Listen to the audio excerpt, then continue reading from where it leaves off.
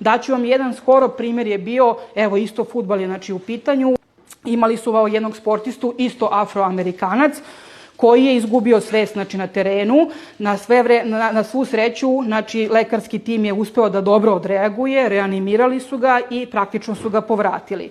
On je završio i na kardiologiji, rađena je ta koronarografija, ozbiljna kardiološka dijagnostika.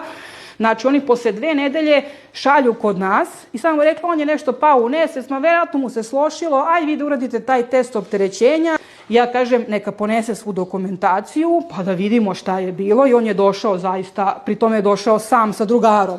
On je došao gde sam ja videla njegov EKG, ali koji je po svemu ukazivao da on ima hipertrofičnu kardiomiopatiju kao genetsko nasledno oboljenje i ja kažem, znači ti si imao srčani zastoj. On meni kaže, ne, nisam ja imao srčani zastoj. Ja kažem, majstore, ovde piše da si imao srčani zastoj i dok se ne dokaže suprotno, to je apsolutna kontraindikacija da ja tebe sad testiram i da idemo na maksimalni test opterećenja. Već na Dedinju mu je urađena na kardiologiji magnetna rezonanca srca i u tom trenutku on je čekao rezultate, gde je magnetna rezonanca pokazala genetsku bolest, hipertrofična kardiomiopatija i njemu je bilo zabranjeno da se bavi sportom.